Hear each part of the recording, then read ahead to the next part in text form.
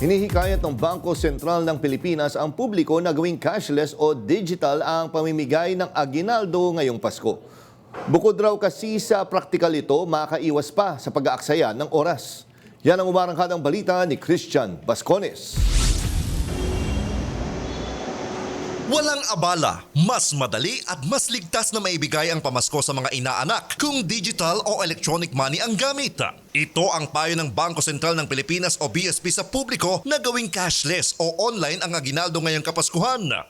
Ayon sa BSP, nakakatulong ito upang maiwasan ang mahabang pila at pagdadala ng maraming cash, lalo na sa mga araw na abala ang lahat sa pamimili at paghahanda para sa Pasko. Kaugnay nito, pinayuhan din ng publiko na maging mapagmatyaga sa mga online transactions dahil inaasahan ang pagdami ng mga scammers sa panahong ito. Pero ano nga ba ang pulso ng bayan patungkol dito? Personal po.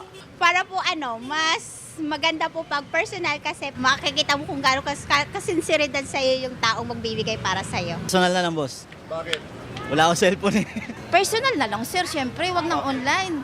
Siyempre, pag personal, matatanggap ko yun ng kasi pag sa online, di ba maraming scammer? Maganda yung personal. Maganda yung personal.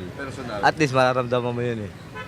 Iba talaga yung talagang bibigay sa'yo. Gayunpaman, tiniyak ng BSP na patuloy ang paglalabas ng mga bagong papel at baryang pera para sa mga mas nakasanayang magbigay ng tradisyonal na aginaldo.